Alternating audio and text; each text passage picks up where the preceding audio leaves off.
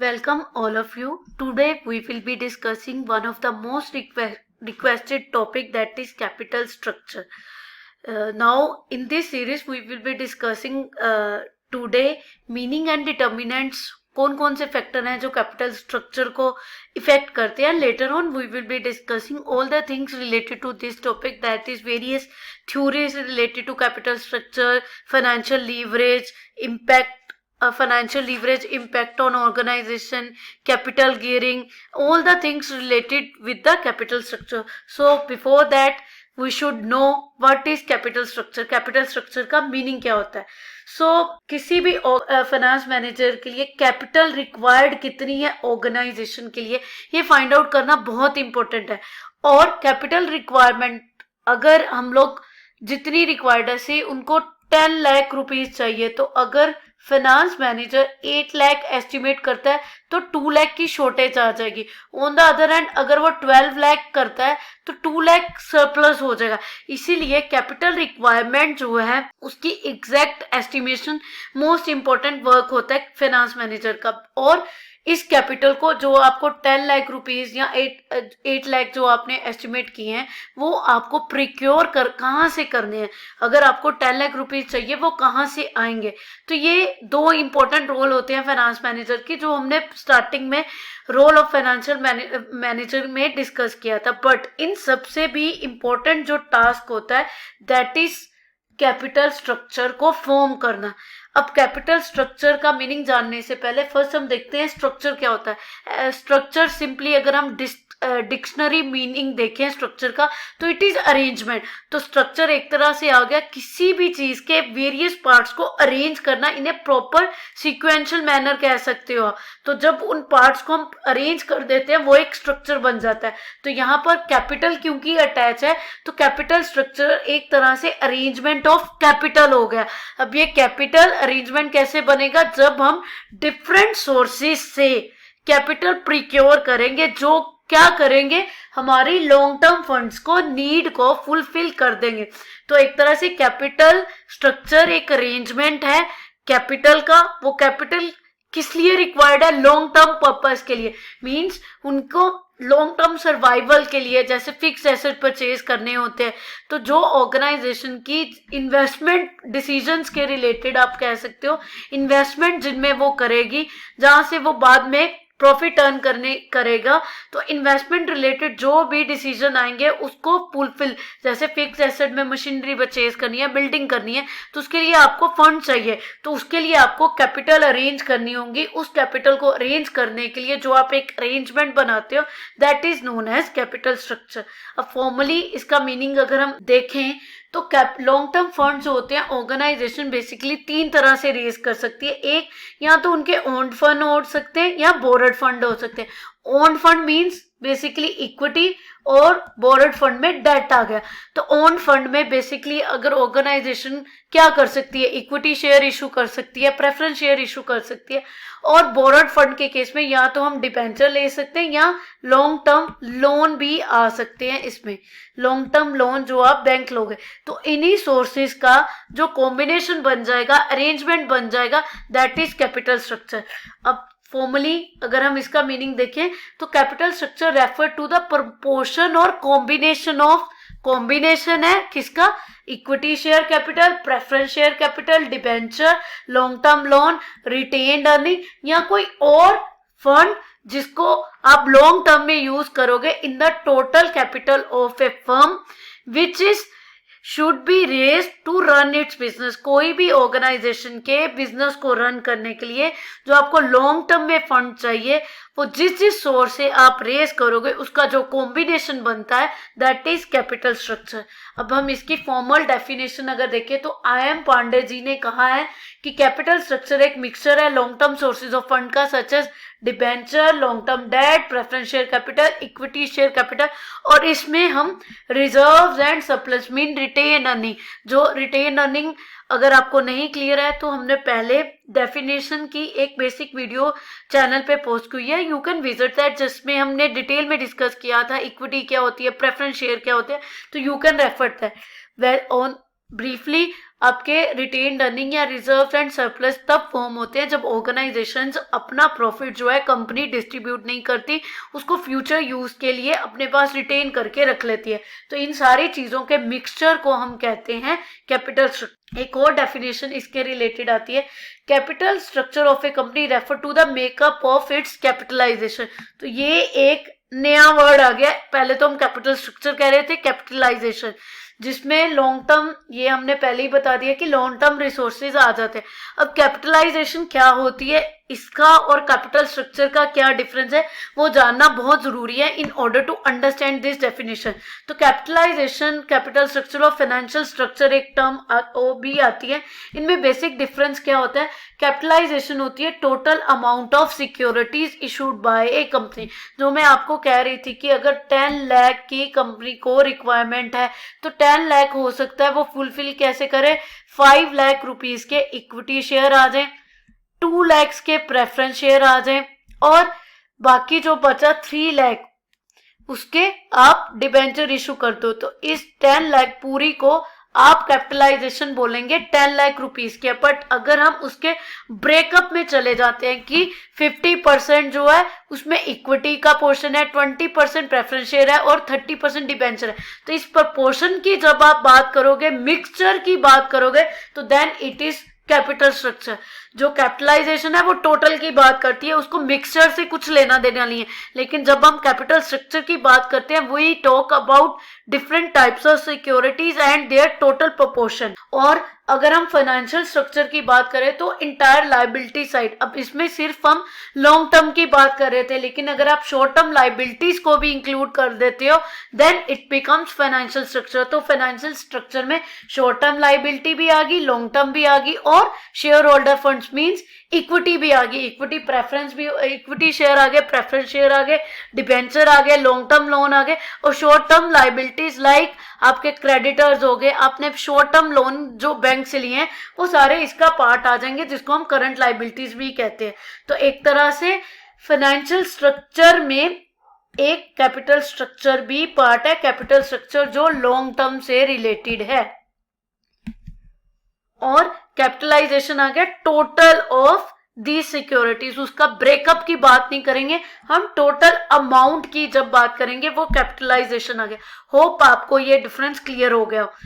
इसको further understand करने के लिए, जैसे मैंने आपको पहले भी बताया, ये एक कंपनी की लाइबिलिटी साइड है, इसमें इक्विटी शेयर कैपिटल 10 लाख है, preference 5 lakh, debenture 2 lakh, retained earning 2.5 lakh और करंट लाइबिलिटीज है। अब कैपिटलाइजेशन जो होगी उसमें हम यहां तक जो आपके लॉन्ग टर्म सोर्सेज है उनका टोटल लेंगे, और अगर मैं इन सब का टोटल ले दूंगी पूरी की पूरी लाइबिलिटी साइड का, तो वो मेरा होगा फाइनेंशियल स्ट्रक्चर। और अगर मैं कैपिटल स्ट्रक्चर की बात करूंगी तो कैपिटल स्ट्रक्चर में इन सब का प्रोपोर्शन आ जाएगा, इस पर्टिकुलर सिक्योरिटी का कितना प्रोपोर्शन है, then that is known as the capital structure of the organization. Capitalization आ जाएगा इन सब का टोटल, लेकिन उसमें आप करंट लाइबिलिटीज को इंक्लूड नहीं करोगे। कैपिटलाइजेशन में भी लॉन्ग टर्म आता है, अब उसका प्रोपोर्शन वो कैपिटल स्ट्रक्चर, और अगर पूरी की पूरी इंक्लूडिंग करंट लाइबिलिटीज हो गए तो वो फाइनेंशियल स्ट्रक्चर आ गया। Now moving to the factors affecting capital structure, और किन चीजों से हम डिटरमाइन करते हैं कि किस कंपनी के कैपिटल स्ट्रक्चर कैसा होगा। मींस एक तो टोटल उनकी कैपिटलाइजेशन, जो कैपिटल रिक्वायरमेंट है उसको पूरा करने के लिए, उसमें डेट का कितना कॉम्बिनेशन होगा, इक्विटी कितनी होगी, प्रेफरेंस कितने होंगे, वो कैसे डिसाइड करता है। तो उन सारे डिसाइड करने में जो मेजर फैक्टर रोल प्ले करते हैं वही हमारे डिटर्मिनेंट्स बन जाते हैं कैपिटल स्ट्रक्चर के। अब इसमें वेरियस फैक्टर्स आ जाते हैं जो चेंज होते रहते हैं, क्योंकि ये कैपिटल स्ट्रक्चर की नीड है। आपको पता ही है कि बिजनेस कभी भी स्टेबल नहीं रहता, क्योंकि उसको मार्केट फोर्सेस जो हैं वो इफेक्ट करती रहती हैं। तो जैसे जैसे मार्केट फोर्सेस अफेक्ट करेंगी, जैसा उनका इम्पैक्ट होगा, वैसे ही कंपनी को फंड्स की नीड चेंज होती रहती है। तो जैसे ही आपकी फंड्स की रिक्वायरमेंट चेंज होगी उसके अकॉर्डिंग आपका कैपिटल स्ट्रक्चर भी वेरी करेगा। तो इसी के रिलेटेड जो हमारे फैक्टर्स हैं, फर्स्ट फैक्टर आ जाता है growth and stability of sales. तो अगर किसी ऑर्गेनाइजेशन में ग्रोथ जोन में चल रही है, मींस ग्रो कर रही है कंपनी के प्रोडक्ट और ज्यादा सेल हो रहे हैं, जैसे कोविड के टाइम पे फार्मा कंपनीज हैं, जितनी भी फार्मा कंपनीज हैं इस कोविड-19 के टाइम पे उनकी सेल्स बहुत ग्रो कर गई। इवन जो कंपनीज बिल्कुल ऑन द वर्ज ऑफ आप कह सकते हो बैंकरप्सी भी थी, उन्होंने भी इस टाइम पीरियड में बहुत ज़्यादा अर्न किया। तो जैसे ही उनकी ग्रोथ हुई उनको फंड्स की नीड हुई। अब फंड्स की नीड को पूरा करने के लिए या तो उन्होंने इक्विटी शेयर इशू किए या बैंक से लोन ले लिया, तो ग्रोथ इम्पैक्ट करती है। अब वैसे ही स्टेबिलिटी ऑफ सेल्स कितना है, ग्रोथ ऑफ सेल्स हो गया, अगर ग्रो करेगी तो हमें फंड ज़्यादा चाहिए, इसीलिए आप डेट इक्विटी कोई भी यूज़ करोगे उनको फुलफिल करने के लिए। स्टेबिलिटी कितनी है, मीन स्टेबल अर्निंग कितनी है, ऑर्गेनाइजेशन ऑन ए होल कितना अर्न करती रहती है। 10% अगर उनकी नॉर्मल टाइम पीरियड की अगर बात करें, कोविड तो एक स्पेशल सिचुएशन आ गई, लेकिन अगर हम नॉर्मल टाइम पीरियड की बात करें तो उसमें उन कंपनी की स्टेबिलिटी ऑफ सेल्स कितनी है। जिन ऑर्गेनाइजेशन की स्टेबल ग्रोथ होती है उनको बैंक से लोन इजीली मिल जाता है, because they are in a position to pay back the interest and loan later on. तो ऑन द अदर हैंड जिन ऑर्गेनाइजेशन में स्टेबल अर्निंग नहीं होती, कंसिस्टेंसी नहीं होती अर्निंग की, उन्हें बैंक लोन लेने में बहुत ज़्यादा प्रॉब्लम आती है। और ऑन द अदर हैंड अगर डिक्लाइन स्टेज में है ऑर्गेनाइजेशन, अगर उनकी सेल्स डिक्लाइन करी है, तो डिक्लाइन के केस में भी ऑर्गेनाइजेशन को कैपिटल रिक्वायरमेंट जो है बैंक से लेने में या इक्विटी शेयर मार्केट भी रीच करने में बहुत प्रॉब्लम आती है। बिकॉज जो शेयर होल्डर्स भी होते हैं किसी इशू में तभी इन्वेस्ट करते हैं, किसी कंपनी में तभी इन्वेस्ट करते हैं जब उन्हें चांसेस ऑफ अर्निंग लगते हैं। अगर वो चांसेस ऑफ अर्निंग नहीं होते तो शेयर होल्डर नहीं इन्वेस्ट करते। तो ग्रोथ कितनी है, स्टेबिलिटी कितनी है, ये सारी चीजें इम्पैक्ट करेंगी आपका कैपिटल स्ट्रक्चर कैसा है। नेक्स्ट आ जाता है cost of capital. Cost of capital simply होता है कि कोई भी रुपी जो आप इन्वेस्ट करते हैं, कोई भी, जैसे मैं ही हूँ, अगर किसी कंपनी के शेयर में इन्वेस्ट कर रही हूँ तो मैं उसकी रिटर्न में I expect something from the organisation. ये जो मेरे लिए इन्वेस्टर के लिए एक्सपेक्टेशन होती है वो कंपनी के लिए एक तरह की कॉस्ट उन्हें पे करनी पड़ती है टू द वेरियस इन्वेस्टर्स जिन्होंने ऑर्गेनाइजेशन को इन्वेस्ट किया। तो कॉस्ट ऑफ कैपिटल जो होती है minimum return expected by the supplier of capital. जैसे आप बैंक से लोन लोगे तो उन्हें इंटरेस्ट देना पड़ेगा, ऐसे शेयर होल्डर को डिविडेंड देना पड़ता है, प्रेफरेंस शेयर होल्डर को भी डिविडेंड देना पड़ता है। तो वो सारी जो है आपके पास एक कॉस्ट है। ऑन द अदर हैंड अगर मैं कॉस्ट की बात करूं तो हम लोग डेट को एक cheaper source of finance consider करते हैं, बिकॉज उसके ऊपर हमें एक फिक्स्ड रेट ऑफ इंटरेस्ट पे करना पड़ता है। बट इसके साथ अटैच क्या है, लीगल ऑब्लिगेशन। आपको वो जो है आपने लोन लिया है या डिबेंचर इशू किए हैं तो आपको वो इंटरेस्ट पे करना मैंडेटरी हो जाता है। तो ये जो इंटरेस्ट पेमेंट है, इसलिए डेट एक रिस्की सोर्स ऑफ फाइनेंस बन जाता है। आपको कंपनी को बैंकरप्ट होने के भी चांसेस आ जाते हैं अगर वो अपना टाइमली इंटरेस्ट नहीं पे कर पाती। On the other hand equity shares के साथ आपको ऐसी कोई पेमेंट ऑब्लिगेशन नहीं होती, तो वो सेफर सोर्स होते हैं। बट इक्विटी शेयर्स में लोग तभी इन्वेस्ट करते हैं अगर उन्हें लगता है कि कंपनी के ग्रोथ प्रोस्पेक्ट्स अच्छे हैं। तो आपको कॉस्ट ऑफ कैपिटल कैलकुलेट कैसे करते हैं इसके बारे में हम डिटेल लेक्चर है जो आप डिफरेंट वीडियोस चेक कर सकते हो हमारे चैनल पे, जिसमें कॉस्ट ऑफ कैपिटल डेल्ट की कैसे कैलकुलेट होती है प्रेफरेंस शेयर की आपको मिल जाएगा। नेक्स्ट आ जाता है रिस्क लेवल। तो रिस्क लेवल के लिए बेसिकली 2 टाइप ऑफ रिस्क जो होते हैं वो किसी भी बिजनेस के साथ अटैच होते हैं।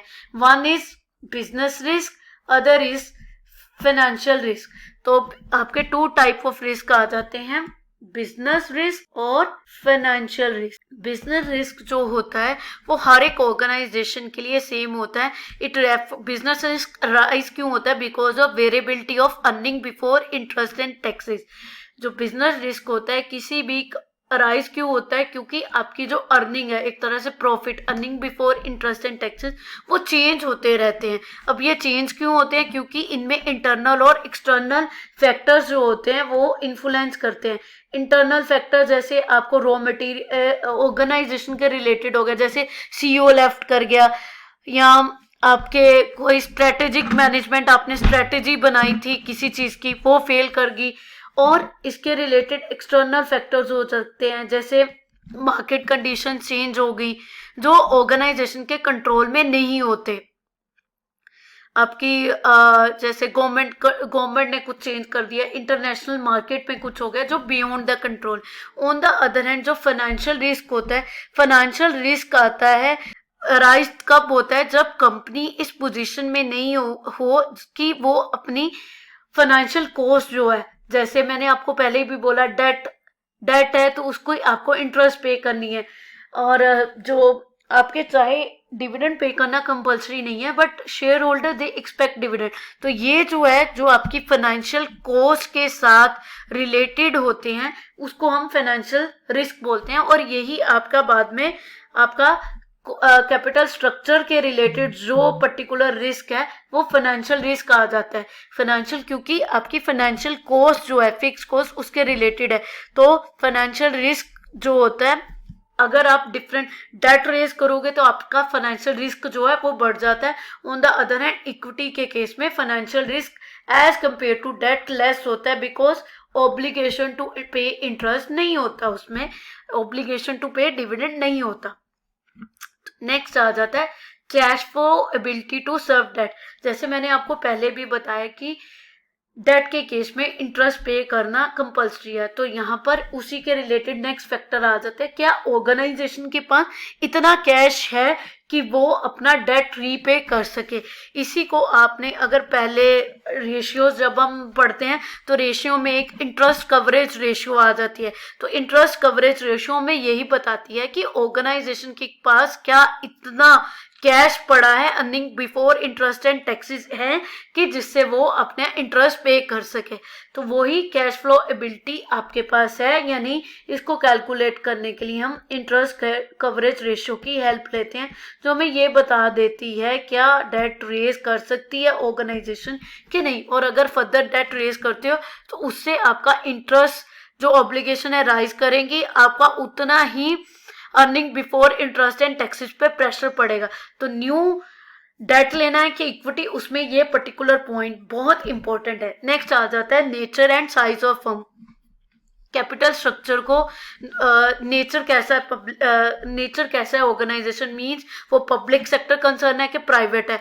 पब्लिक सेक्टर जो होती हैं नॉर्मली स्टेबल अर्निंग्स होती हैं, तो that's why they go for debt more. On the other hand जो आपकी अदर प्राइवेट ऑर्गेनाइजेशन है या ऐसी ऑर्गेनाइजेशन है, स्मॉल ऑर्गेनाइजेशन है, न्यू स्टार्टअप्स है, उनके पास स्टेबिलिटी ऑफ अर्निंग नहीं है, तो इसीलिए उनको जो स्मॉल ऑर्गेनाइजेशन है स्टेबिलिटी नहीं है उनका उतना ज़्यादा नहीं है, तो that's why they have to rely more on other sources. और जो स्मॉल साइज में होती हैं उनको इक्विटी मार्केट में भी उनकी रीच नहीं होती, तो उनको डेट पे लोन लेने पड़ते हैं बैंक से, डिबेंचर भी वो लोग इतना इशू नहीं कर पाते, या इनफॉर्मल लेवल पे रिलेटिव से लोन ले लिए, या अदर इनफॉर्मल सेक्टर पे जो लोन आते हैं they can use that particular more.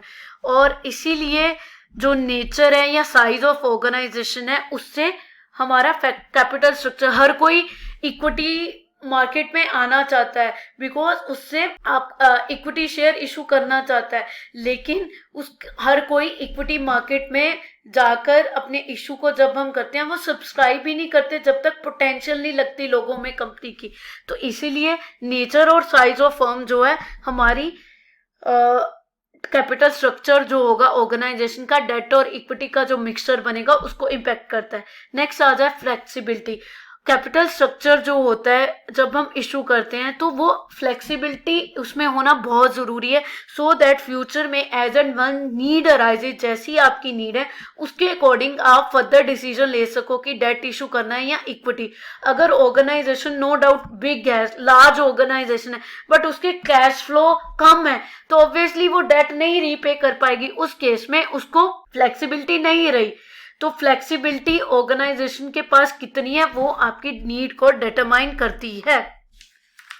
Next आ जाता है इन्वेस्टर रिक्वायरमेंट। जो जिन लोगों ने आपकी कंपनी में इन्वेस्ट किया है उनकी रिक्वायरमेंट क्या है, वो कितना % रिटर्न चाहते हैं, उसके अकॉर्डिंग आपका कैपिटल स्ट्रक्चर इम्पैक्ट करता है। जैसे कुछ लोग जो होते हैं रिस्की इन्वेस्टर होते हैं, उनको रिटर्न ज़्यादा चाहिए होती, बोल्ड टाइप ऑफ इन्वेस्टर होते हैं, they are ready to take any kind of risk.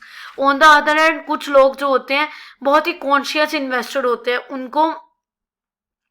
उनको जो है stability of earning more important होता है rather than large amount of earning. Mean उनको डिविडेंड कम भी चलेगा बट वो स्टेबल होना चाहिए। तो इन्वेस्टर कौन है आपकी कंपनी में, different type of share holder कैसे हैं, जिस बैंक से आपने लोन लिया है वो आपके कैसे टर्म एंड कंडीशन पे दिया है, ये सारी चीज़ें आपकी कैपिटल स्ट्रक्चर नीड को इन्फ्लुएंस करती हैं, जो मिक्सचर होगा डेट और इक्विटी का।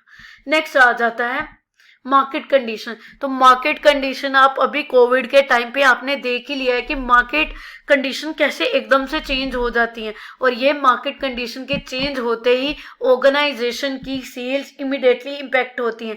फार्मा हो गई, इवन जो लॉकडाउन भी है उस टाइम पे ग्रोसरी के रिलेटेड जो आपका FMCG सेक्टर था उसकी सेल्स बहुत ज्यादा राइज कर गई, क्योंकि लोगों ने स्टॉक करना शुरू कर दिया। अगर आपको से आपके घर में एक मंथ में 1 बॉटल ऑफ शैम्पू लगती थी, लेकिन लॉकडाउन के कारण लोगों ने 3-4 बॉटल शैम्पू की स्टॉक कर ली। तो इसीलिए FMCG की जो जितने भी प्रोडक्ट थे उनकी सेल्स बढ़ गई थी in spite of the lockdown. लेकिन रेस्टोरेंट्स हो गए, होटल हो गए, इन इंडस्ट्री के जो लोग थे उनकी कंप्लीट, सिनेमा हो गए, मल्टीप्लेक्स हो गए, वहां पर लोग जितने भी कर रहे थे वो शट डाउन हो गए, और immediately just because of Covid के कारण इन सारी ऑर्गेनाइजेशन को बहुत ज्यादा सेटबैक हुआ। तो मार्केट कंडीशन जो होती हैं दे ऑलवेज इम्पैक्ट ऑर्गेनाइजेशन, और मार्केट कंडीशन के कारण ही फार्मा कंपनीज जो थे उनको फंड्स की ज्यादा रिक्वायरमेंट हुई।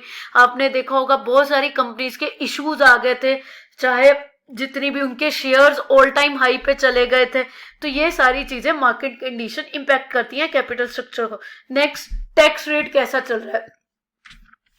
जो गवर्नमेंट का टैक्स रेट होगा वो ऑर्गेनाइजेशन के कैपिटल स्ट्रक्चर को इम्पैक्ट करेगा। जैसे अगर बहुत ज़्यादा हाई टैक्सेस लगा देती है कंपनी को, तो हाई टैक्सेस के कारण ऑर्गेनाइजेशन नॉर्मली अगर टैक्सेस ज़्यादा करते हैं तो वो डेट की ओर ज़्यादा जाती है in order to avail the financial leverage.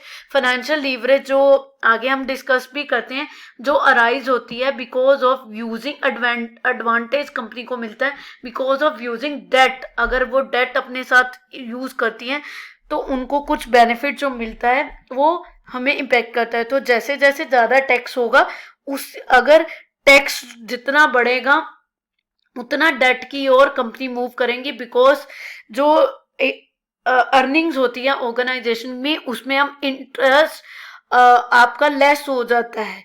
Tax जो कैलकुलेट होता है अर्निंग आफ्टर इंटरेस्ट होता है, और जो डिविडेंड होता है वो कैलकुलेट होता है earning after interest and taxes. Means आप इंटरेस्ट भी लेस कर रहे हो और टैक्सेस भी लेस कर रहे हो, फिर जो बचेगा उससे हम डिविडेंड कैलकुलेट करते हैं। इसीलिए डिविडेंड का उतना ज़्यादा इम्पैक्ट नहीं आता टैक्सेस के केस में। तो इसीलिए अगर टैक्सेस ज़्यादा बढ़ते हैं तो organisation they go for debentures और डेट फंड्स मोर। नेक्स्ट आ जाता है कंट्रोल। तो कंट्रोल अगर ऑर्गेनाइजेशन या ओनर्स ये चाहते हैं कि उनका कंट्रोल बना रहे, उनका जो ओनरशिप है वो डिल्यूट ना हो, तो they go for debt. On the other hand अगर उन्हें ओनरशिप या ऐसे डिसीजन मेकिंग पावर डिल्यूट होने से कोई इम्पैक्ट नहीं होता तो they can go for equity shares. तो अगर ज़्यादा कंट्रोल चाहिए तो आप इक्विटी शेयर इशू नहीं करते, आप लॉन्ग टर्म लोन लेते हो या डिबेंचर इशू करते हो। तो कंट्रोल स्टेक जो है ओनर्स हैं जिनके पास डिसीजन मेकिंग पावर है, वो अपनी कंट्रोलिंग पावर्स को डिल्यूट करना चाहते हैं या नहीं, वो भी कैपिटल स्ट्रक्चर डिसीजंस को इम्पैक्ट करता है। नेक्स्ट आ गया ट्रेडिंग ऑन इक्विटी, जो मैं आपको लीवरेज की बात करते थे। लीवरेज क्या होती है, जब हम एक फिक्स्ड फंड, जैसे इंटरेस्ट जो आप डिबेंचर्स पे करोगे वो एक फिक्स्ड अमाउंट है, क्योंकि डिबेंचर्स पे जो इंटरेस्ट आप पे करते हो वो एक फिक्स रहता है। तो जो लॉन्ग टर्म इंटरेस्ट फंड्स होते हैं जिसपे इंटरेस्ट आपको देना है, चाहे वो डिबेंचर्स हैं चाहे वो आपका लॉन्ग टर्म लोन है, इसको जब आप इक्विटी के साथ मर्ज करते हो, मींस इक्विटी शेयर इशू कर रहे हो और आप डिबेंचर्स भी इशू कर रहे हो, उसके अमलगामेशन से जो हमें बेनिफिट होता है इन इंटरेस्ट एंड टैक्सेस जो आपके, क्योंकि अगर आप डेट इशू नहीं करते तो आप ऑब्वियसली डेट अगर डेट को रिप्लेस करोगे तो उसका सब्स्टिट्यूट इक्विटी ही बनेगा, तो आपको इक्विटी शेयर ज़्यादा इशू करने पड़ेंगे। बट इक्विटी शेयर इशू करने पे जो हम डिविडेंड पे करते हैं इन्वेस्टर को, वो हमें कोई बेनिफिट नहीं देता, क्योंकि ये कैलकुलेट होता है प्रॉफिट्स जो आपके आ रहे हैं आफ्टर इंटरेस्ट एंड टैक्सेस, तो इसीलिए इस पे डिविडेंड का कोई रोल नहीं आता। बट डिबेंचर्स जो होते हैं उसमें जो हम earning after interest and taxes जो कैलकुलेट करते हैं उसमें इंटरेस्ट एक एक्सपेंस हो जाता है, तो इंटरेस्ट होने के कारण जो आपका टैक्स पेबल होता है वो रिड्यूस हो जाता है। इसी कंसेप्ट को ट्रेडिंग ऑन इक्विटी भी कहते हैं, फाइनेंशियल लीवरेज भी कहते हैं। नेक्स्ट लेक्चर में मैं आपको न्यूमेरिकल के साथ हम डिस्कस करेंगे ये कैसे बेनिफिट देता है, और एक एग्जांपल से हम कैलकुलेट करके आपको समझाएंगे कि ये for the timing trading on equity होता है कि इक्विटी के साथ जो आप अपने कैपिटल स्ट्रक्चर में डेट इशू करते हो और डेट रेज करने के कारण जो ऑर्गेनाइजेशन को बेनिफिट होता है उसको हम ट्रेडिंग ऑन इक्विटी बोलते हैं। नेक्स्ट आ जाता है हमारा गवर्नमेंट पॉलिसीज। मीन गवर्नमेंट कोई भी पॉलिसीज लेकर आ रही है, टैक्स जैसे हो गया, या गवर्नमेंट के रिलेटेड जो ऑर्गेनाइजेशन है जैसे सेबी है, सेबी में आप कंपनी शेयर इशू करेगी अगर सेबी की गाइडलाइंस हैं, या आरबीआई है बैंकिंग के केस में जो बैंकिंग कंपनीज को रेगुलेट करते हैं, तो ये सारी जो गवर्नमेंट एजेंसीज है उनके टाइम टू टाइम जो भी पॉलिसीज होंगी उनका इम्पैक्ट कैपिटल स्ट्रक्चर पे आता ही है। तो इन सारी ऑर्गेनाइजेशन की जो भी आपको रूल्स हैं वो हमें देखने पड़ते हैं in order to determine capital structure decisions। Next आ जाता है period of finance. Period of finance means आप कितने टाइम पीरियड के लिए ये इशू जो आपको चाहिए पर्टिकुलर शेयर्स, वो उनको टाइम पीरियड रिक्वायरमेंट कितनी है। जैसे आपने पढ़ा ही होगा कि डिबेंचर्स रिडीमेबल होते हैं, इररिडीमेबल भी होते हैं। अगर आपको एंडलेस टाइम पीरियड के लिए चाहिए तो हम इररिडीमेबल डिबेंचर इशू करते हैं। बट हमें जब पता होता है कि एक पर्टिकुलर प्रोजेक्ट की रिक्वायरमेंट से 5 ईयर्स का प्रोजेक्ट है और 5 ईयर्स के लिए हमें फंड चाहिए, तो उस केस में हम रिडीमेबल डिबेंचर्स 5 ईयर्स के लिए इशू कर सकते हैं। तो आप यहाँ 5 ईयर्स के लिए लोन ले सकते हैं। तो पीरियड ऑफ फाइनेंस कितने टाइम पीरियड के लिए आपको फंड चाहिए वो डिटरमाइन करेंगे आपके कैपिटल स्ट्रक्चर को। नेक्स्ट आ जाता है फ्लोटेशन कॉस्ट।